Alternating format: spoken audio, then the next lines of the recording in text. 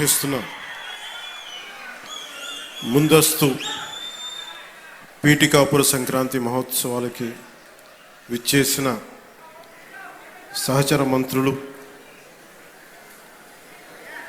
గౌరవ శ్రీ నారాయణ గారికి, మున్సిపల్ పరిపాలన అర్బన్ శాఖ మంత్రివర్యులు, కాకినాడ జిల్లా ఇన్ఛార్జ్ మంత్రివర్యులు శ్రీ పొంగూరు నారాయణ గారికి మనస్ఫూర్తిగా మన పిఠాపురం ప్రజల తరపున మనస్ఫూర్తిగా వారికి ఆహ్వానం పలుకుతున్నాం. అలాగే గౌరవ పౌర సరఫరాల, ఆహారం, వినియోగదారుల వ్యవహారాల శాఖ మంత్రివర్యులు శ్రీ నాదెండ్ల మనోహర్ గారికి మనస్ఫూర్తిగా వారికి ఆహ్వానం పలుకుతున్నాం. మనోహర్ గారు జనసేన పార్టీ కష్టం వచ్చినా నష్టం వచ్చినా ఇబ్బందులు పడ్డా ఒక వెన్నుదన్నులాగా నిలబడిన నాయకులేదు. అలాగే రాష్ట్రం ప్రజానికం కష్టాల్లో ఉంటే ఏ సమస్యనైనా సరే ముందుండి నాకు వెన్నంటే ఉండి నాకు ధైర్యం ఇచ్చిన మనోహర్ గారికి మరో మనస్ఫూర్తిగా ఈ వేడుకకి హాజరైనందుకు మనస్ఫూర్తిగా వారికి ధన్యవాదాలు తెలుపుతున్నాను. ఆయన వాగ్దాటితోటి మంత్రముగ్ధుల్ని చేసే గౌరవ పర్యాటక సాంస్కృతిక సినిమాటోగ్రఫీ శాఖ మంత్రివర్యులు కందుల దుర్గేష్ గారికి మనస్ఫూర్తిగా హృదయపూర్వక నమస్కారం. వారిని ఒకటే అడిగాను, మన ఈ పిఠాపురం, మన పీఠికాపురం ఒక షోకేస్గా ఉండాలి. పర్యాటక శాఖ కంటే చాలా తక్కువ వ్యవధిలో దాదాపు ₹1 కోటి ఖర్చు పెట్టి ఇవన్నీ ఆర్గనైజ్ చేసినందుకు మనస్ఫూర్తిగా వారికి నా ధన్యవాదాలు. అలాగే ఆనం రామనారాయణ రెడ్డి గారు గౌరవ దేవాదాయ మరియు ధర్మాదాయ శాఖ మంత్రివర్యులు, వారికి కూడా రావాల్సి ఉంది. ఆయనకున్న పరిస్థితుల్లో రాలేకపోయారు. వారికి కూడా ముందు ఆమోదం తెలిపినందుకు రాలేకపోయాను పైన పర్లేదు, కానీ వారికి మనస్ఫూర్తిగా నా హృదయపూర్వక నమస్కారం. పిఠాపురంలో నేను లేకపోయినా, ఎక్కువ రోజులు లేకపోయినా కానీ నా తరపున పనిచేస్తున్న పార్టీ తరపున ఉంటున్న గౌరవ శాసనమండలి సభ్యులు, ప్రభుత్వ శ్రీ పిడుగు హరిప్రసాద్ గారికి మనస్ఫూర్తిగా నా నమస్కారాలు. జిల్లా ఇన్ఛార్జ్ కలెక్టర్ గారు శ్రీ అపూర్వ భరత్ గారికి, గౌరవ శాసనసభ్యులు కాకినాడ రూరల్ శ్రీ పంతం నానాజీ గారికి, చైర్మన్ ఏపీ రాష్ట్ర policing housing corporation Shiva Srinivas గారికి, మీ అందరికీ కేకేగా తెలిసిన శివ శ్రీనివాస్ గారికి, చైర్మన్ జిల్లా కేంద్ర సహకార బ్యాంక్ శ్రీ తుమ్మల బాబు గారికి, పిఠాపురం మాజీ శాసనసభ్యులు తెలుగుదేశం నాయకులు శ్రీ ఎస్విఎస్ఎన్ వర్మ గారికి, చైర్మన్ పౌర సరఫరాల కార్పొరేషన్ శ్రీ తోట సుధీర్ గారికి, ఆంధ్రప్రదేశ్ జానపద సృజనాత్మక కళల అకాడమీ చైర్మన్ శ్రీ వి గంగులయ్య గారికి, మన శ్రీ కర్రి పద్మశ్రీ గారు ఎమ్మెల్సీ గారికి, చైర్మన్ పిఠాపురం వ్యవసాయ మార్కెట్ కమిటీ శ్రీమతి వాకపల్లి దేవి గారికి,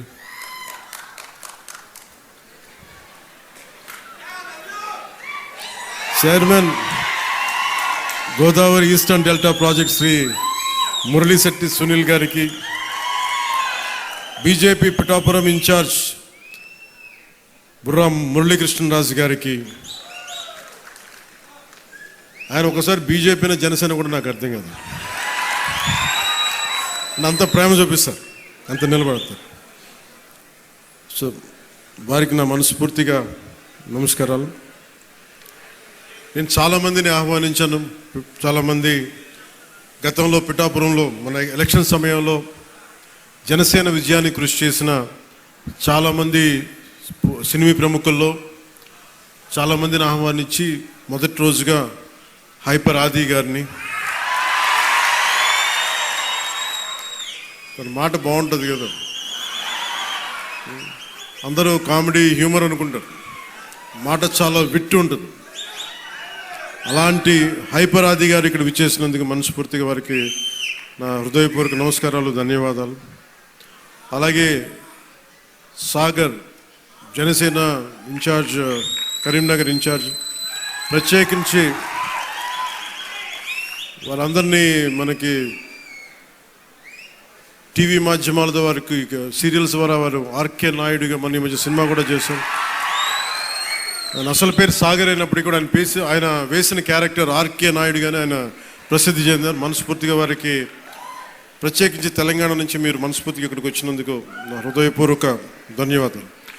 తెలంగాణకి ఆంధ్ర ప్రాంత ప్రేమను తీసుకెళ్ళండి. తెలంగాణ సోదరులకి సోదరీమణులకి మనస్ఫూర్తిగా గోదావరి జిల్లాలోకి వచ్చి మన ఆతిథ్యం స్వీకరించమని మనస్ఫూర్తిగా మీరు తెలియజేయండి. ఏదైనా కూలగొట్టేయడం చెడగొట్టేయడం చాలా తేలిక. ఒక పండగ చూస్తామంటే ఏం మాట్లాడాలనుకుంటామంటే ఓ పిడికిడు గింజలు పండించడం చాలా కష్టమైన పని. అదే పిడికిడికి ఒక చేతికి వచ్చిన పంటని నేల రాసేయడం చాలా తేలిక. ఒక అలయన్స్ని నిర్మించడం చాలా కష్టం. అందరినీ ఏకతాటిపైన తీసుకురావడం చాలా కష్టం. కేంద్ర నాయకత్వం దగ్గర నుంచి రాష్ట్ర నాయకత్వం ఎంత కష్టపడి పట్టుకెళ్తుంటే దాన్ని చెడగొట్టడం చాలా తేలిక, చాలా తేలిక. సంక్రాంతి మనం చెప్తుంది ఏంటంటే ఒక చేతికి ఒక కష్టపడి సంవత్సరం ఒక 6 నెలలు కష్టపడి 4 నెలలు కష్టపడి పంట చేతికి వస్తే ఆనందం తాలూకు నిదర్శనమే సంక్రాంతి పండగ. మనకి ధాన్యం వచ్చింది, ధాన్యం అమ్మగా డబ్బులు వచ్చినాయి.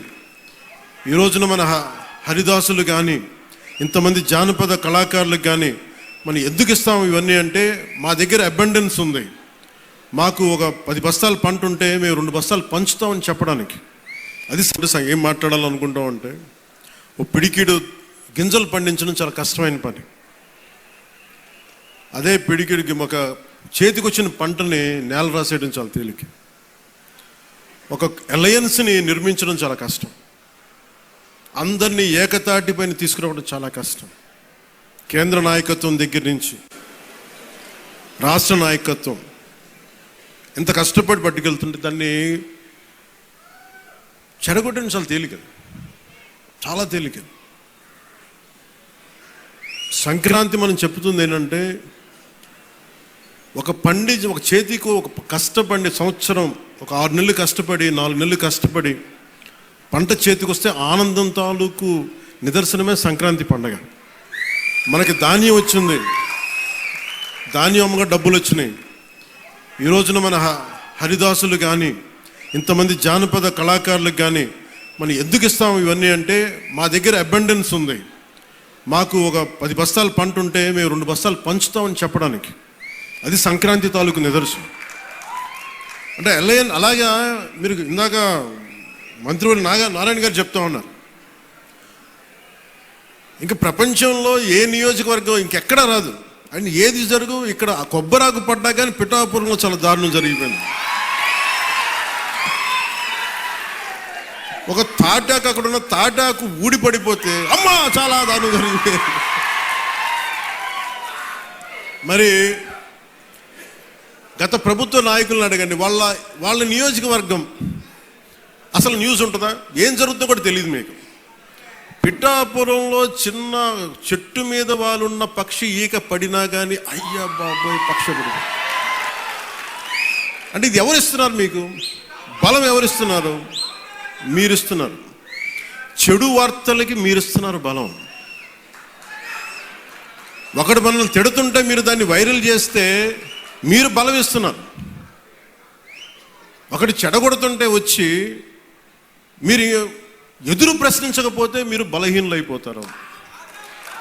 మీరు నాకు ఓట్లేస్తే సరిపోదు అని ఎందుకు చెప్తున్నాను? 5 సంవత్సరాల పిఠాపురంలో గత ప్రభుత్వంలో ఒక్కసారి మీరు ప్రతి ఒక్కరు మేధావులు చాలామంది ఉన్నారు, పత్రికేయులు ఉన్నారు, చాలామంది విభిన్నమైన పార్టీల నాయకులు ఉన్నారు. ఈ గత 5 సంవత్సరాల కాలంలో ఎన్ని కోట్లు ఖర్చు పెట్టారో ఒకసారి అడగమని చెప్పాను. నువ్వు పేరంటాలకి రాలేదు, పబ్బాలకి రాలేదంటే ఒక దేశం కోసం శ్రమించే వ్యక్తిని, ఇంత మందిని ఏకం చేసే వహించే వ్యక్తిని నాకు మీరు ఇవ్వాల్సింది మేము ఉన్నాం కాచుకుంటాను మిగతా వెళ్ళి పని చేయని చెప్తే కదా నాకు ఆనందం. అలా కాకుండా వచ్చి నేను వ్యవస్థని బలోపేతం చేయడానికి వచ్చాను.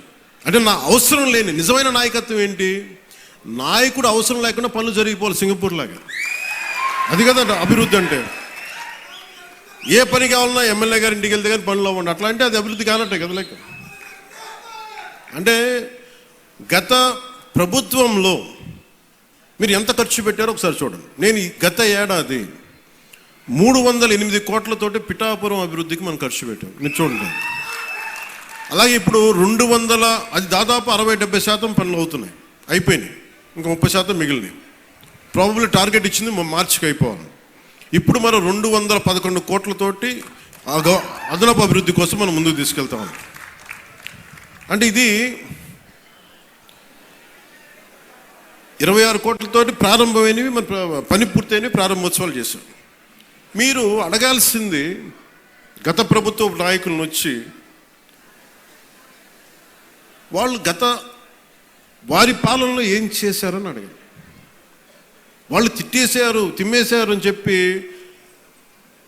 నేను ఏం చెప్పాను, నా దగ్గర ఛానల్స్ లేవు. నేను లాస్ట్ టైం చెప్పాను, ఎలక్షన్ టైంలో 2016-17 టైం నుంచి మొన్న దాకా ఏం చెప్పాను, ఛానల్స్ లేవు. మీరే నా గళం, నా జన సైనికులకి, మా వీర మహిళలకి చెప్పాను, మీరే నా బలం. నాయకులకు ఒకసారి ఇష్టపడి రావచ్చు, ఒకసారి ఇష్టపడి వెళ్ళిపోవచ్చు, కానీ నా గుండెల్లో ఉన్నది మీరు నిరంతరంగా నాది ఉంటారు, నాకు తెలుసు. నాకు ఇది మీరు బయట నుంచి వచ్చి దేనికి పడినా సరే, ఒక స్కూల్లో 2 చిన్నపిల్లలు కొట్టుకున్నా దాన్ని మీరు గొడవ చేసేద్దాం అనుకుంటే నేను ఏం చెప్పను దానికి. మీరు అక్కడ పులివెందులు అక్కడ వాళ్ళ సొంత బాబాయ్ గారిని చంపినా కానీ అది న్యూస్ కాదు. ఇక్కడ ఇద్దరు బిడ్డలు ఉట్టినే కొట్టుకుంటాం, స్కూల్లో కొట్టుకోరా.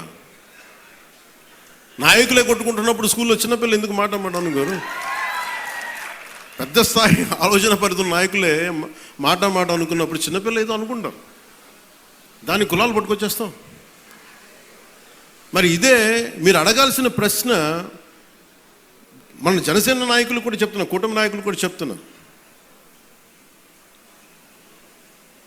పనిచేసే నాయకులు మీరు వెన్నంటి ఉండకపోతే, ఎలక్షన్లు అయిపోయింది మా పని అయిపోయింది అంటే, నేను నిజంగా అలా అనుకుని ఉంటే ఈ రోజున మీకు ఉప్పాడ ప్రొటెక్షన్ వాళ్ళు ముందుకు వెళ్ళదు చెప్తాను. మీరు ఇన్ని సంవత్సరాలు ఉన్నారు, ఎవరు తీసుకెళ్ళారు చెప్పండి. ఈజీగా మాట్లాడి సరిపోదు, అక్కడ నువ్వు కన్విన్స్ చేయాలి. ఎందుకని 100 ప్రాజెక్టులు ఉంటాయి స్టేట్ గవర్నమెంట్, ప్రయారిటీస్ ఎందుకు చేయాలి. ఇలాంటి 1053 కిలోమీటర్లు ఆంధ్రప్రదేశ్ మొత్తం ఉంటే, అలాంటిది మొత్తం గుజరాత్ నుంచి అన్ని తీర ప్రాంతాలు, బెంగాల్ అన్ని తీర ప్రాంతాలు, తమిళనాడు, కేరళ ఉంటే ఇలాంటి సముద్రపు కోత గురవుతూనే ఉంటాయి. కానీ మీకే ఎందుకు ఇవ్వాలి అని సెంట్రల్ గవర్నమెంట్ అడుగుద్ది. ప్రత్యేకత ఏంటి అని. అది మన కన్విన్సింగ్ ఆర్గ్యుమెంట్. ఎందుకు పనిచేస్తే నువ్వు దేశ నిర్మాణం కోసం పనిచేసేవాడివి, మనుషుల్ని విడగొట్టేవాడివి కాదు, నిలబెట్టేవాడివి, అండగా ఉండేవాడివి. ఇన్ని చూసిన తర్వాత దానికి తోడు హేతువుగా చెప్పాలి, రేషనల్గా చెప్పాలి. ఎందుకు ఇది చేస్తున్నాం అంటే దానికి వాళ్ళు ఆలోచించి, లేదు ఇవన్నీ బాగున్నాయని చెప్తారు. ఇంత కష్టం ఒకటి అచీవ్ చేయటం. 1 కోటి రూపాయలు మీరు చాలాసేపు ఈ మధ్యన చూస్తున్నారు. డోలీ ప్రాంతాల్లో పిఎం జన్మన్ పథకం కింద ఒక 40 మంది ఉంటారు. 1 కోటి రూపాయలతో మనం ఒక 4,000 మంది 5,000 మంది ఉన్న ఒక పంచాయతీ ఖర్చు పెట్టడం వేరు. కేవలం 40 మంది ఉండే ఒక ట్రైబల్ పంచాయతీ ట్రైబల్ గ్రామానికి, ఒక చిన్న కుగ్రామానికి పెట్టడం చాలా కష్టం. దానికించి ప్రత్యేకించి మన జేబులో డబ్బులు ఇట్లా కేంద్రం తాలూకు పాలసీ ఉంది, పథకం ఉంది, దానిని పెద్ద మనసుతో ఖర్చు పెట్టాలంతే. నేను చేస్తుంది అదే, కుంచుకుపోవట్ల, పెద్ద మనసుతో చేస్తాం. అందువల్ల డోలీ మోతలు అంటే మనకు కనీసం కరెంటు ఉంది. కరెంటు లేని గ్రామం ఒకటి అలలాడుతుంటే ఒక్క మాట మన జన సైనికులు కానీ మనం పంపిస్తే ఆ గ్రామానికి కరెంట్ వచ్చింది 70 ఇన్ని సంవత్సరాలు. అంటే ఇవన్నీ ఎందుకు చెప్తున్నానంటే, నేను కేవలం ఒకదానికే పరిమితం అయిపోతే నా శక్తిని మీరు చంపేసినట్టు వాళ్ళు అయిపోతారు. నాలాంటి వాడు మీరు ఎంత బలం ఇస్తే, బయట ప్రాంతాల నుంచి వచ్చి అసలు నన్ను ఏం చేశారు లాస్ట్ టైం, మా జిల్లాల్లోకి వస్తే, మా ప్రాంతాల్లోకి వస్తే మేము అడుగు పెట్టాం, మా నియోజకవర్గాల్లోకి వస్తే చాలా నాకు చెప్పి వాళ్ళు మటుకు నేను ఎంచుకున్న నియోజకవర్గానికి వచ్చి మొత్తం వ్యతిరేకంగా చేశారు. వాళ్ళ ఏరియాలోకి వెళ్ళకూడదట, వాళ్ళ నియోజకవర్గాల్లోకి వెళ్ళకూడదు, కానీ మనం పనిచేస్తున్న నియోజకవర్గాలకు వచ్చి ఏదైనా కలగచ్చు. అంటే వాళ్ళకి అర్థం కాదు ఏంటంటే, నేను సన్నగా కనిపిస్తానో మెత్తగా కనిపిస్తానో నాకు తెలియదు, కానీ నా గట్టిదనం వాళ్ళకి తెలియదు. అంటే మీరు మొండి పట్టు పడితే, మీరు గొడవ పెట్టుకోవాలనుకుంటే నేను సంసిద్ధంగా ఉన్నాను, ఎప్పుడైనా గొడవ పెట్టుకున్నాను. దానికి నా దగ్గర కొదవ లేదు, ఆ శక్తి కొదవ లేదు. కానీ ఏంటంటే, యుద్ధం ఎందుకు భరిస్తాడు? ఎవడైనా తిడతా ఉంటే బలం ఉన్నోడు భరిస్తాడు, బలహీనుడే ఎదురు తిరుగుతాడు. నేను ఎప్పుడన్నా సరే నా వ్యక్తిగతంగా నేను ఎప్పుడు గొడవ పెట్టుకోను. వ్యవస్థ కోసం ఇబ్బందులు అయినప్పుడు నాకేంటి, గత ప్రభుత్వం అద్భుతంగా పనిచేస్తే నాకు ఎందుకు అవసరం ఏముంది? అసలు పాలిటిక్స్ రావాల్సిన అవసరమే లేదు. ఉదాహరణకి నల్గొండ లాంటి ప్రాంతంలో ఫ్లోరోసిస్తో బాధపడుతూ ఉంటే కృష్ణానది నీళ్ళు హైదరాబాద్ దాకా వెళ్తున్నాయి, కానీ ఆ దారి వెంబడి వస్తున్న నల్గొండలో నీళ్ళు చాలా సంవత్సరాలు లేవు, ఈ మధ్యన వచ్చినాయి. అక్కడ మనుషులు ఈ మన ఫ్లోరోసిస్ తోటి చిన్న బిడ్డలు వంగిపోయి మంచానికి ఉంటే అది బాధ కలుగుతుంది. ప్రభుత్వాలు ఏం చేయట్లేదు. అలాంటి అనేకమైన సంఘటనలు కోకొల్లలుగా జరిగితే అది నాకు బాధ్యతని పెంచి రాజకీయాల్లో మనం ఏదైనా చేద్దాం, ప్రయత్నం చేద్దాం. ఓడిపోవచ్చు గెలవచ్చు కానీ ప్రయత్నమే చేయకపోతే తప్పు కదా. అలాంటి సందర్భంలో నేను వచ్చాను పాలిటిక్స్కి. అలాంటిది నేను కింద పడ్డాను.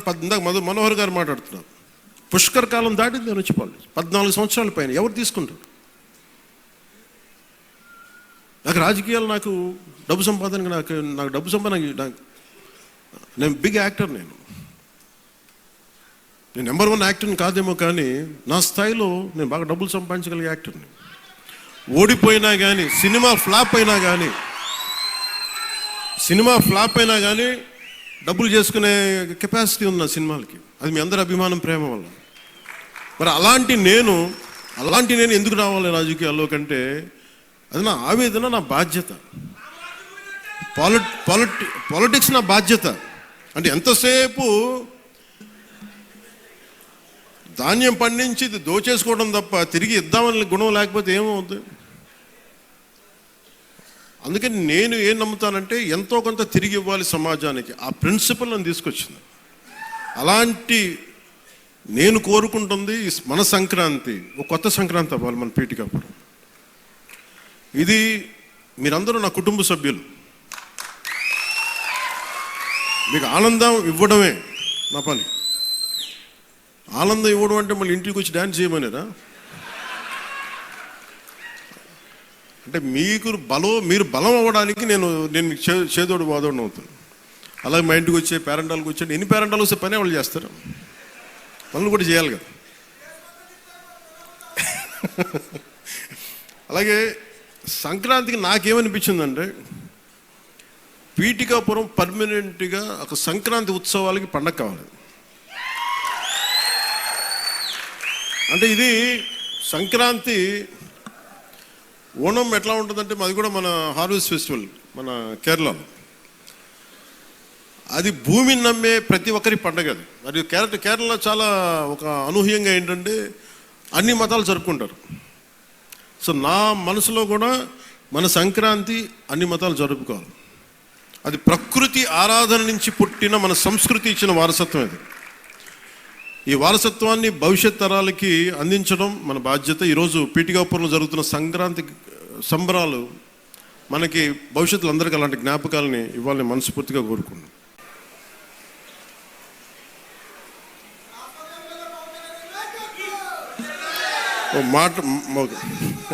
అలాగే సంక్రాంతి అనగానే నేను మెయిన్గా ఎందుకు చాలా నాకు అనిపించిందంటే, గోదావరి జిల్లాలండి, కోడిపందాలండి, జోదాలండి, సంక్రాంతి తాలూకు అంటే సంక్రాంతి అంటే కోడిపందాలు, జూదాలు, పేకాట.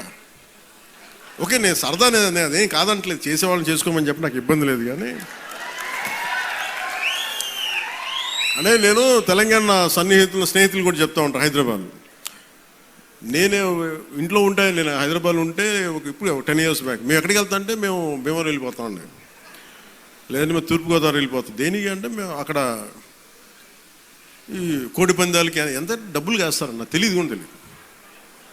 నాకు అప్పుడు అర్థమైంది.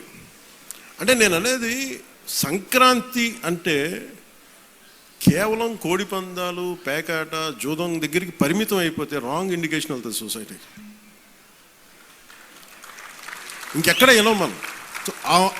అది మార్పు రావాలి అంటే, ఎందుకంటే మన సంస్కృతిని మనల్ని దేనికైతే అసలు మూలం ఎట్లా ప్రారంభం అది మర్చిపోయాం అనుకోండి, మర్చిపోతే అది దారి తప్పేస్తాం. అప్పుడు మీకు మెకాలే చెప్పినట్టుగా ఒకరిని దెబ్బ కొట్టాలి, ఒకరిని సంస్కృతిని, దేశాన్ని వైపౌట్ చేయాలంటే ముందు వాళ్ళ సంస్కృతిని చంపేయడం. సో ఇది సంస్కృతి మూలాల్ని పరిరక్షించడానికి, మర్చిపోకూడదని చెప్పడానికే ఈ వేడుక ఈ రోజున పీఠిక. ఇది మొత్తం రాష్ట్రంలో ప్రతి నియోజకవర్గంలో ఇది అవ్వాలి. ఇది మనకి గోదావరి జిల్లాలో సంక్రాంతి కోడిపందాలు ₹1 చేతులు మారుతాయి అనే మాట పోవాలి. సంక్రాంతి నుంచి భోగి మంటల్లో కలిపేయాలి. సరదాగా చేసుకుంటారో ఏం చేసుకుంటారో అది వేరే, కానీ అది మట్టుకు ప్రత్యేకంగా కనిపించకూడదు. ఇది ఆప్యాయతానురాగాల గురించి, పంచే మనస్తత్వం గురించి చెప్పుకోవాలి. ఇందాక మనం చూసిన హరిదాసు కీర్తనల గురించి చెప్పుకోవాలి. గరగ నృత్యాలు, గంగిరెద్దులాటలు, కోలాటలు, భజనల గురించి చెప్పుకోవాలి.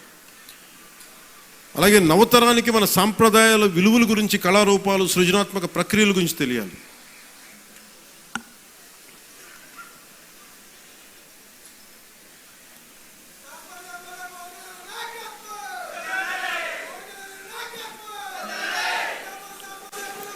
సో నా ఉద్దేశంలో మనందరం ఈ సంక్రాంతి నుంచి మీరు నాకు మన పిఠాపురం, మన పీఠికాపురంలో నా గెలుపు మీరు ఇచ్చినందుకు మనస్ఫూర్తిగా మనస్ఫూర్తిగా నా గుండె కవటాలలో నుంచి మీ ధన్యవాదాలు తెలియజేస్తాను. కాదు, ఇప్పుడు నేను కోరుకుంటుంది బ్రిడ్జ్ ఇబ్బంది, అక్కడ ట్రైన్ వెళ్తా ఉంది, ఓవర్ బ్రిడ్జ్ కావాలన్నా దాని గురించి కూడా మాట్లాడుతున్నాం. అలాగే ఉప్పాడ తీర ప్రాంత రక్షణ నేను మాటిచ్చాను, మత్స్యకారు సోదరులకి నిలబడతానని. దానికి అనుగుణంగా ప్రణాళిక మొదలుపెట్టాం. అలాగే ప్రతి ఒక్క పారిశ్రామికవేత్తలు అందరితో కలిసి పిఠాపురం అభివృద్ధిలో భాగస్వామ్యులుగా అమ్మని చెప్తున్నాం. నేను మీ నుంచి కోరుకుంటుంది,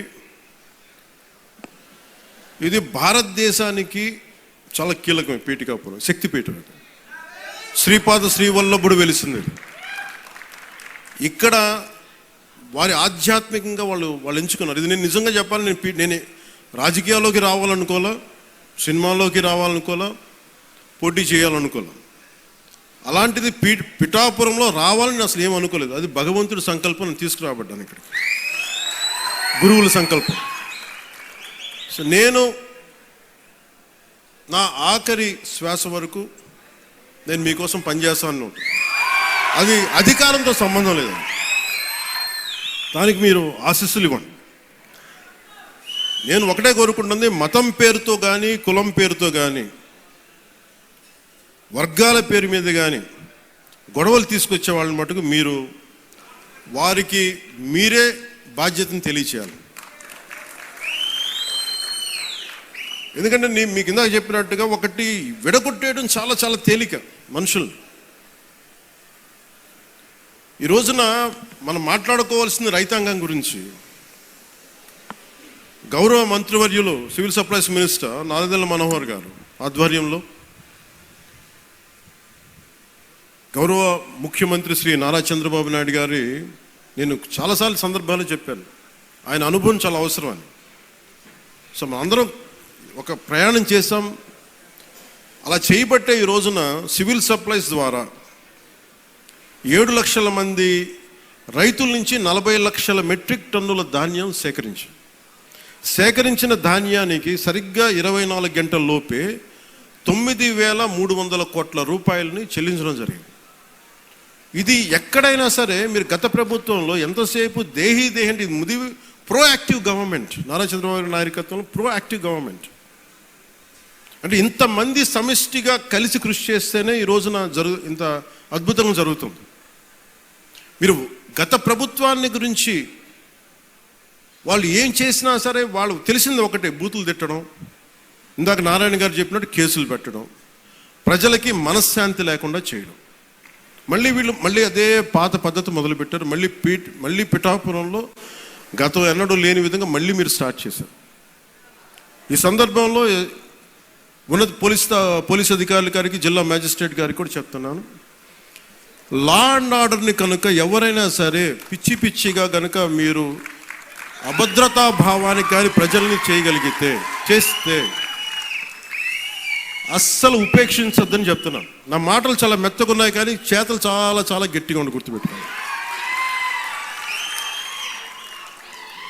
ఇది మిడీవల్ పీరియడ్ కాదు కాబట్టి నా మాటలు చాలా నియంత్రణతో ఉన్నాయి.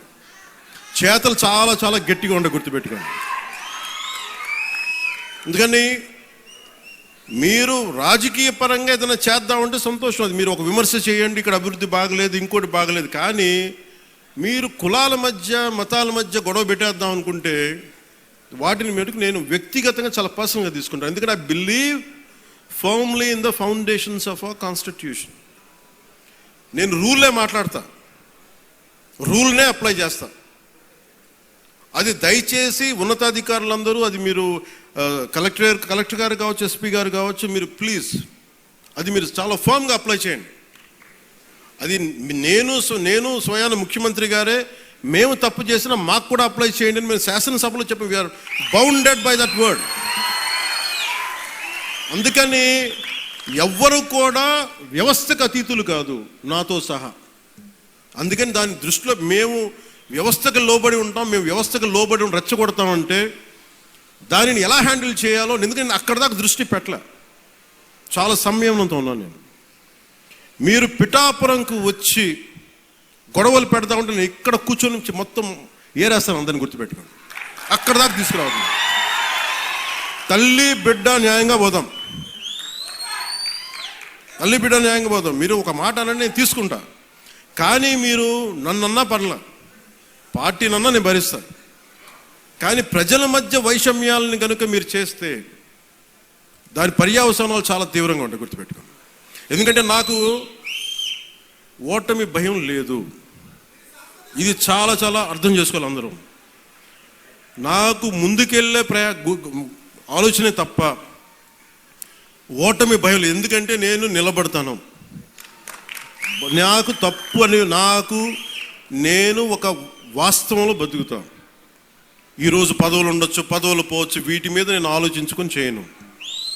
ఈ రోజున ఇన్ని వేల కోట్లు, ఇందాక మనోహర్ గారు చెప్పినట్టుగా మీకు పెన్షన్స్ ఇచ్చినా కానీ దాదాపు 24 గంటల్లో ఒక 9,000 కోట్లు పైచిల్లుకు డబ్బులు పంచినా కానీ ఇదంతా కలెక్టివ్ అందరం కూర్చొని చేసింది. దానికి ఒక అనుభవశీలురు, ఒక బలమైన పార్టీ తెలుగుదేశం పార్టీ. ఆ పార్టీని కూడా నేను చాలా గౌరవిస్తాను, ఇప్పుడు కాదు, నేను ముందు నుంచి చెప్తున్నాను. అలానే జనసేన బలహీనం అని చెప్పట్లా, జనసేన చాలకు బలం. రోడ్ల మీదకి అన్యాయం జరిగితే జనసేనకున్న బలం అది నేను ఇక్కడ ఒక ఆంధ్ర రాష్ట్రంలో చెప్పట్లా.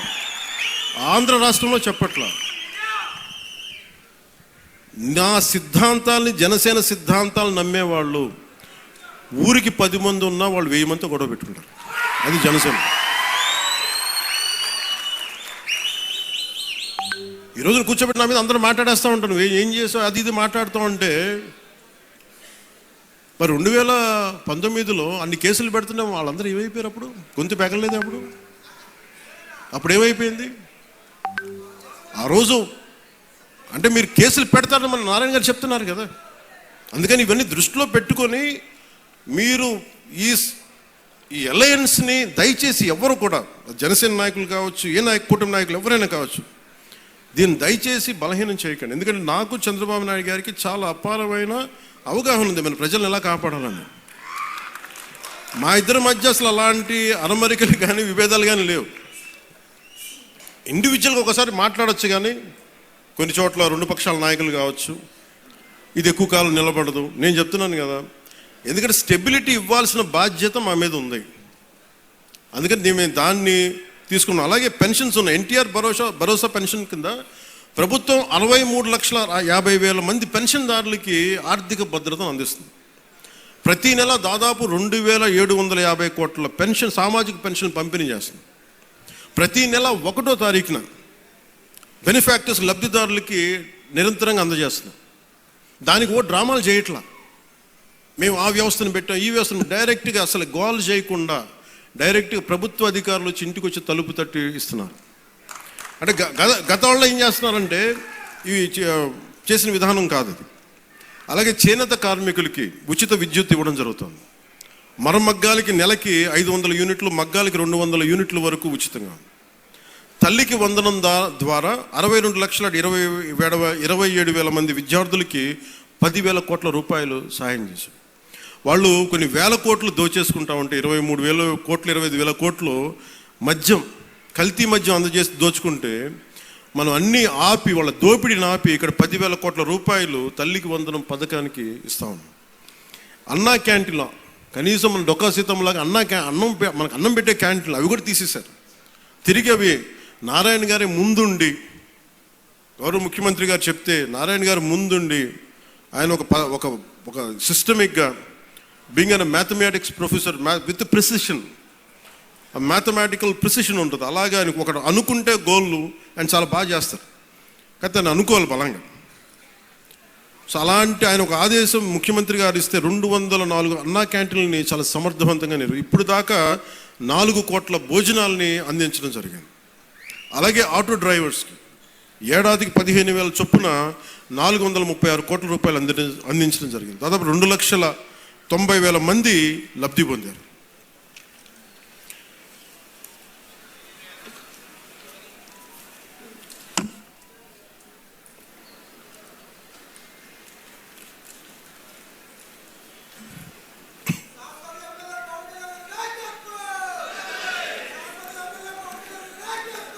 అలాగే ప్రత్యేకించి పిఠాపురానికి సంబంధించి పిఠాపురం మండలంలో 9.60 కోట్లతోటి ఫ్లాట్ అండ్ ఫ్యాక్టరీ కాంప్లెక్స్ నిర్మాణానికి శంకుస్థాపన చేశాం. దీని ద్వారా సూక్ష్మ, చిన్న, మైక్రో, స్మాల్ మన పరిశ్రమలకి ప్రోత్సాహం ఉంటుంది.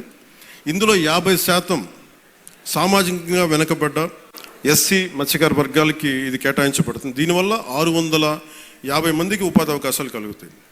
అలాగే ఉప్పాడ కోనపాపపేట గ్రామాన్ని వాతావరణ మార్పుల్ని తట్టుకునే సామర్థ్యం కలిగిన తీర ప్రాంత మత్స్యకారులకి గ్రామంగా అభివృద్ధి చేయడానికి 2 కోట్ల రూపాయలతోటి multipurpose fishery centre, dry fishing platforms, RO ప్లాంట్లని ఏర్పాటు చేస్తూ ఉన్నాం.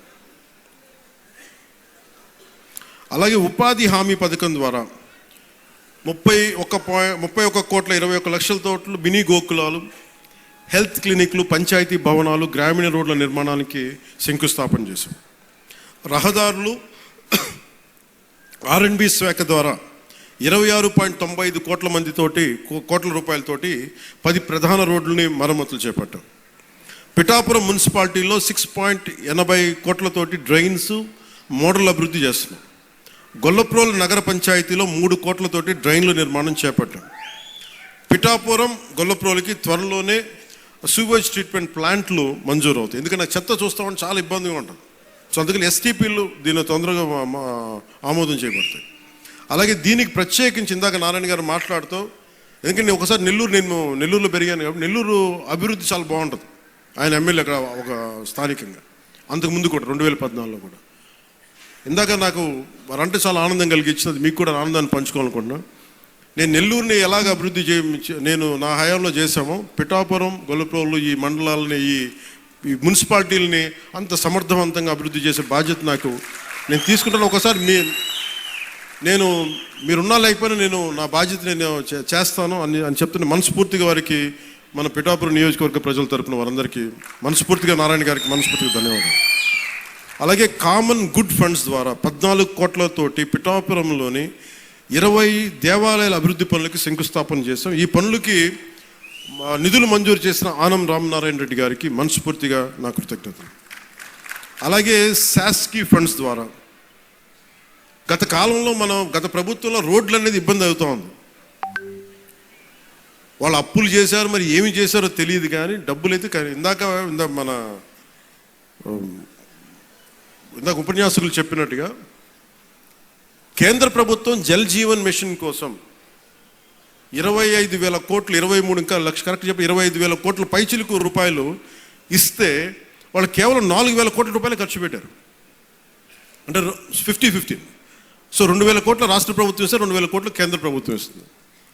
ఆ 4,000 కోట్లతో ఏమైపోయారంటే పైపులు వేశారు. ఆ పైపులు వేశారు, దానికి రిజర్వాయర్లు లేవు, దానికి కనీసం సోర్స్ పాయింట్స్ లేవు. ఇప్పుడు మనం చాలాసార్లు మన గ్రామాల్లోకి వెళ్తే, మన పంచాయతీలకు వెళ్తే అలాంటి పరిస్థితులే ఉన్నాయి. దానికోసం ఇప్పుడు మనం 5 మల్టీ విలేజ్ పర్పస్లు పెట్టాము. ఇవన్నీ మాట్లాడటానికి ముందు మనం డబ్బు పెడితే ఎందుకు ఆ పథకంకి ఈ రోజున తూట్లు పడిపోయినాయి అంటే ప్రధానమంత్రి గారు చాలా కంప్లైంట్ ఉంది. నేను ప్రజలకి కనీసం ఒక 55 కనీసం లీటర్ల నీళ్ళు అందించాలి అని అంటే పంపించిన డబ్బుని రాజకీయ వ్యవస్థ తినేసి మనకి కాంట్రాక్టులు తినేస్తే ప్రజలకి ఏం చేస్తామన్న ఒక బాధ, ఆవేదన ఉంది. సో వారికి మేము వెళ్ళి కన్విన్స్ చేసి ఇంత కావాలి అంటే తిరిగి మన చెప్పిన విధానమో లేదంటే మన కమిట్మెంటో నారా చంద్రబాబు నాయుడు గారి అనుభవం అన్నీ కలిపి మీ అందరి కృషి మనస్ఫూర్తిగా మళ్ళీ ఒక దాదాపు 24,000 కోట్ల రూపాయలు మంజూరు చేశారు ఈరోజు. దానివల్ల మనం ఈ మల్టీ విలేజ్ పర్పస్ మన ఈ స్కీమ్స్ రన్ చేయగలుగుతున్నాం. అంటే పట్టణాల్లో కానీ గ్రామాల్లో కానీ మన మౌలిక వసతులు మెరుగుపరచాలని అభివృద్ధితో ఈ పనులు చేస్తూ ఉన్నాం. అలాగే పిఠాపురం మున్సిపాలిటీలో గత 6 నెలల్లో 4 కోట్లతో పూర్తయిన అభివృద్ధి పనులని, అలాగే గొల్లప్రోలు నగర పంచాయతీలు 80 లక్షలతో పూర్తయిన పనులని ఈ రోజున మనం ప్రారంభించాం. గ్రామీణ ప్రాంతాల రోడ్ల పరిస్థితి మెరుగుపడాలనే ఉద్దేశంతో ఉపాధి హామీ పథకం ద్వారా 12.45 కోట్ల రూపాయలతో 41 గ్రామీణ రోడ్లని ప్రారంభించాం. అలాగే రాబోయే వేసవిలో విద్యుత్ ఇబ్బందులు లేకుండా పిఠాపురం పట్టణంలో 2.95 కోట్లతో నిర్మించిన 33/11 kV ఎలక్ట్రిక్ సబ్స్టేషన్ని నేడు ప్రారంభించాం. గతంలో శంకుస్థాపన చేసిన పిఠాపురం పశువుల సంత ఆధునీకరణ పనులని 1,35,00,000తోటి పూర్తి చేసి ఈరోజు ప్రజలకి అందుబాటులో తీసుకొచ్చాం. వరదల సమయంలో రాకపోకలకి ఇబ్బంది ఉంటే నేనే వెళ్ళాను కూర్చొని ఒకసారి గొల్లప్రోలు నగర పంచాయతీల హౌసింగ్ కాలనీలో. వైసీపీ గొప్పతనం ఏంటంటే వాళ్ళు ముందు వేసేస్తారు, అక్కడ రోడ్లు ఉన్నాయా లేదా, ఆ స్థలం నీది, ఆ స్థలం నీది పెట్టేశారు. చూస్తే లోపలికి పోతే మొత్తం దోమలమయం. కనీసం ఎంత కామన్ సెన్స్ అంటే మన పంచాయతీ హౌసింగ్ కాలనీలో అక్కడ యువత మాట్లాడారు, అన్న ఎక్కడన్నా సరే మనం కనీసం డ్రైనింగ్ లేఅవుట్ ఇలా వేస్తారు, స్థలాలు వేసి ఇచ్చేస్తారు ముందు, అక్కడ కనీసం రోడ్డు వేయాలి, డ్రైనేజ్ పెడితేనే కదా ఇళ్ళ పట్టాలు ఇవ్వగలం. వాటితో సంబంధం లేదు. ఇళ్ళ పట్టాలకి ఇచ్చేశారు, అది లోతట్టు ప్రాంతాల్లో ఉంది, కనీసం దానికి డ్రైనేజ్ సౌకర్యాలు లేవు, నీటి సౌకర్యాలు లేవు. రాబోయే వర్షాకాలం వస్తే మనకు కూర్చోబెట్టి బ్రిడ్జ్ ఇబ్బందులు ఉంటాయి. ఈ రోజున మనకు అది ముందు ఒకటే చెప్పాడు, అన్న ఈసారి లేఅవుట్లు వేస్తే ఇది మేధావులు అర్బన్ ప్లానర్స్ చెప్పాల, సగటు మనిషి పిఠాపురంలోని సగటు మనిషి, సగటు యువకుడు, అది ముఖ్యంగా మన ఈ హౌసింగ్ కాలనీలో వాళ్ళు చెప్పింది ముందన్న మెయిన్ రోడ్లు వేసి డ్రైనేజ్ ఫెసిలిటీస్ కల్పించి అప్పుడు లేఅవుట్లు చేయమని చెప్పాను. ఇదేం తంతని చెప్తా ఉన్నాడు. అందుకని వాళ్ళు చేసిన తప్పుని మనం అండూ చేసి 3.5 కోట్ల రూపాయలతో నిర్మించిన బ్రిడ్జిని, అలాగే సూరంపేట కాలనీలో 27 లక్షలతో నిర్మించిన బ్రిడ్జిని నేను ప్రారంభించాం. అలాగే పిఎం పథకం ద్వారా పిఠాపురం నియోజకవర్గంలోని బాదం మాధవరావు ప్రభుత్వ బాలికోన్నత పాఠశాల మరి జిల్లా పరిషత్ బాలికోన్నత పాఠశాల గొల్లపోల్లో 1,15,00,000 నిర్మించిన సైన్స్ ల్యాబ్, కంప్యూటర్ ల్యాబ్స్ని నేడు ప్రారంభించాం. ఇవి విద్యార్థుల భవిష్యత్తుకు ఉపయోగపడతాయి. అలాగే 100 రోజుల ప్రణాళికలో భాగంగా ఉప్పాడ మత్స్యకార సోదరులకు ఇతర రాష్ట్రాల్లో శిక్షణ ఇచ్చాం. అభివృద్ధితో పాటు సంక్షేమాన్ని కూడా సమానంగా అమలు చేస్తా ఉన్నాం. మీ జీవనోపాధి మరి ఉపాధికి భద్రత కల్పించే విధంగా సమగ్ర స్థాయి ప్రణాళికను త్వరలో మీ ముందుకు తీసుకొస్తున్నాం. నేను ఎక్కడున్నా సరే పిఠాపురం నా గుండెలో ఉంటుంది. నా కోరిక, ఇందాక కళాకారులందరినీ చూస్తూ ఉంటే నేను రెగ్యులర్ మార్షల్ ఆర్ట్స్ ప్రాక్టీస్ చేస్తాను. అంటే ఇదో గొడవ పెట్టి కూడా కాదు, కత్తి తిప్పుతున్నాం అంటే మనం గొడవ పెట్టి కూడా కాదు. అంటే విద్య నేర్చుకోవడం ఏం చేస్తుంటే మనిషిని తగ్గిస్తుంది, కొంచెం అణిగిమణిగి ఉంచుంది. అంటే ఏమీ లేని ఇస్తురాకు ఎగిరెగిరి పడద్దు, అన్నీ ఉన్న ఇస్తురాకు కూర్చుంది. సో ఇదేంటంటే లెర్నింగ్. అంటే మన శ్రీపాద శ్రీవల్లభులది కాన్స్టెంట్గా లెర్నింగ్ వల్ల ఏమైపోతుంది, కింద కూర్చుంటాం, నేల మీద ఉంటాం. సో నాకేమనిపించిందంటే, నాకు రెండు అనిపించింది. ఈ రెండు చెప్పి నేను ముగిస్తాను. ఒకటి పార్టీ పరంగా చెప్తాను, మిగతా అభివృద్ధి పరంగా ఏం చెప్పాలో చెప్తాను. పార్టీ పరంగా ఇది శ్రీపాద వల్లభుడు, నేను ప్రార్థించే లలితాదేవి వారి ఆశీస్సుల మూలంగా నేను ఇక్కడికి వచ్చాను. వారు ఎందుకంటే వారు లేకపోతే నేను ఇక్కడికి రాను. నేను ఎప్పుడు చాలా చిన్న వయసులో ఒక 18-16 ఏళ్ళప్పుడు 17-18 వయసులో అనుకుంటా శ్రీపాద శ్రీవల్లభుడు చరిత్ర చదువు. ఆయన ఎక్కడుంటారో కూడా తెలియదు, కానీ చాలా కాలం తెలంగాణలో ఉంటారు అనుకునేవాడు. తర్వాత నాకు అర్థమైంది ఆయన జన్మస్థలం ఇదని. సో అలాంటిది ఇక్కడికి వచ్చింది, నన్ను తీసుకురాబడ్డాను. తల్లి పురుహూతికాదేవి దీవెనలు. అందుకని ఇది నాకు స్పిరిచువల్గా, ఆధ్యాత్మికంగా నాకు చాలా కీలకమైంది. సో నేను ఇది రాజకీయంగా నేను చూడట్లేదు మన పిఠాపురాన్ని. నా స్పిరిచువల్ కనెక్షన్, నా ఆధ్యాత్మిక ఒక కనెక్ట్గా చూస్తున్నాను నేను. సో నేను మీకు ఈ అభివృద్ధి కానీ ఇవన్నీ కానీ by product. Politics is a by product of my spiritual journey. So అందుకని పిఠాపురం నాకు ఆశీస్సులు, గురువుల ఆశీస్సులతో ఇక్కడికి వచ్చాను నేను. అందుకని నా కోరిక దీన్ని ఒక మోడల్ నియోజకవర్గంగా తీర్చిదిద్దాను. దానికి పూర్తిగా నేను కృషి చేస్తాను. కానీ మీరు గుర్తుపెట్టుకోవాల్సింది, ఇంత పనులు చేస్తున్న వ్యక్తి మీద రాళ్ళేస్తారు, పండు ఉన్న చెట్టు మీద రాళ్ళేస్తారు. ఏమీ చేయనోడిని మోడివారిని చెట్టుని ఏం అడుగుతారు? గత ప్రభుత్వం మోడివారిపోయిన ప్రభుత్వం, ఏమడిగినా ప్రయోజనం, పై కేసులు పెడతా ప్రభుత్వం. సో ఇప్పుడు ఏంటంటే పాపం ఒకసారి ముఖ్యమంత్రి గారు కూడా చూస్తూ ఉంటాను, ఆయనేమో చాలా డెమోక్రటిక్ వ్యక్తి. ఏదైనా చేద్దామంటే 100 ఆలోచించి సరే వద్దులే జాగ్రత్తగా ఉందాం, పోనీ కొంచెం నియంత్రణ పాటిద్దాం అనుకుంటారు. ఒకసారి నాకేమనిపిస్తుంటే, ఒకసారి గట్టిగా ఉండాల్సిన అవసరం అనిపిస్తుంది. అని మరీ మెత్తదనం కూర్చోబెట్టి మరీ ప్రజాస్వామ్యం అంటే వాళ్ళు నెత్తి మీద ఎక్కి డ్యాన్స్ చేస్తున్నారు. గత ప్రభుత్వం అలవాట్లు అయిపోయి వాళ్ళకి. కానీ ఈసారి అంటే మీరు ఆలోచించండి, నా మాటల్ని మీరు విని మీరు అనలైజ్ చేయండి. నేను మిమ్మల్ని రెచ్చగొట్టడానికో లేదంటే కూర్చోబెట్టి మా గొడవ పెట్టుకోమని చెప్పడానికి మా రాలా. అసలు ఇంత పని చేస్తున్న వాళ్ళ మీద మీరు రాళ్ళేస్తున్నారు. రేపు పొద్దున మీరు అండగా నిలబడకపోతే మళ్ళీ నియంత్రణతో పోకడలే వస్తాయి మళ్ళీ మీకు. అది చాలా జాగ్రత్తగా ఉన్నాను. నాకు ఆ భయాలు లేవు. ఎందుకంటే నా జోలికి వస్తే అధికారం ఉన్నా లేకపోతే నేను ఒకటేలా రియాక్ట్ అవుతాను. నాకు ఆ భయాలు లేవు. నేను అన్ని తెగించే కూర్చుంటాను. సో నాకు ఆ భయాలు లేవు. సో నాకు ఏముందంటే, పిఠాపురం దేశానికి మోడల్ అని ఎందుకని అంటున్నానంటే, ఇది రోడ్డు లేని గ్రామం ఉండకూడదు, ఈ గుంతలు ముంపు ఉండకుండా ఏం చేయాలి, దీని మీద ఆలోచన చేస్తూ ఉన్నాం. నా లక్ష్యం అదే. పిఠాపురం ప్రజలంతా మీరు దీవెనిచ్చారు, ఆ దేశానికి కూడా బలమైంది నన్ను గెలిపించి. అలాగే పిఠాపురం ప్రజలంతా మీరు పాడి పంటలతో పిల్లా పాపలతో సుఖశాంతులతో ఉండాలని మనస్ఫూర్తిగా మీ అందరిని కోరుకున్నాను. సో నేను ప్రత్యేకించి పార్టీ పరంగా మార్చి 14న ఎక్కడ పెట్టాలి చాలా ఉంటే మేమందరం ఒకటే నిర్ణయించుకున్నాం. మార్చి 14 సభ ఎప్పుడు దీని కేంద్ర స్థానం పిఠాపురంలోనే జరుగుతుంది.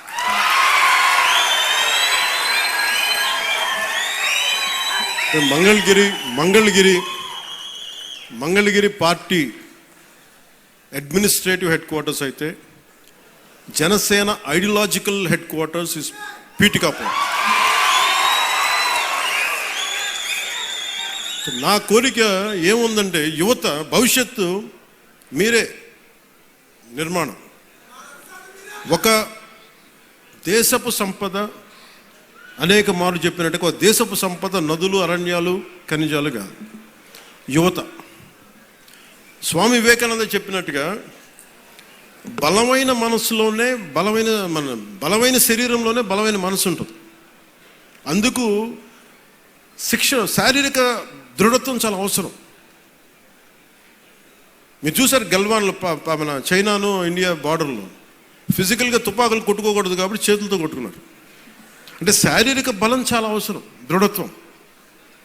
అంటే మనం ఎప్పుడైతే శారీరకంగా మానసికంగా బలంగా ఉంటామో, ఇక్కడికి వచ్చి వేరు చేసే వ్యక్తుల్ని మనం దూరంగా పెట్టగలం. మన చూపు చూస్తే వెళ్ళిపోతారు ఎవడైనా సరే. అందుకని నా వ్యక్తిగతంగా నాకు యుద్ధ కళల మీద అమితమైన ఇష్టం. నేను ఒక్కడే నేర్చుకుంటే సరిపోదు. నేను పిఠాపురాన్ని ఇండియాలోనే అత్యున్నత ఉన్నతమైన మార్షల్ ఆర్ట్స్ అకాడమీ, యుద్ధ కళల ఒక అకాడమీని నేను పెట్టాలని నిర్ణయం తీసుకున్నాను. కాదు ఇప్పుడు ప్రారంభించే దానికి మొత్తం ప్లానింగ్ అంతా. ఎందుకంటే మీకు ఇంటిగ్రేటెడ్ మార్షల్ ఆర్ట్స్ ఉండాలి, దాంతోపాటు ఫైన్ ఆర్ట్స్. ఇందాక మనకి గరగ కళాకారులు కానీ ఇది అంతరించిపోతున్న కళలు ఇవన్నీ. ఇలాంటి కళలను కూడా ఫైన్ ఆర్ట్స్ అండ్ మార్షల్ ఆర్ట్స్ని రెండు చేసే ఒక అకాడమీని పిఠాపురంలో నేను స్వయంగా ఇట్స్ కంప్లీట్లీ ఇది నా ట్రస్ట్ ద్వారా చేద్దాం నా కోరిక. సో దానికి ఈ రెండు నిర్ణయాలు మీకు చెప్పి కొత్త సంవత్సరంలో మీకు అండగా ఉంటానని తెలియజేసుకుంటూ, మరోమారు నా అన్నదమ్ములకి, నా కుటుంబానికి, మా ఆడపడుచులకి, మా జన సైనికులకి, మా జనసేన నాయకులకి, వేదిక పైన ఆశీలైన ప్రముఖులకి, జిల్లా ఉన్నతాధికారులకి, అధికార వర్గాన్ని అందరికీ ప్రత్యేకించిన సంక్రాంతి శుభాకాంక్షలు తెలియజేసుకుని సెలవు తీసుకున్నాను. జై భారత్, జై హింద్.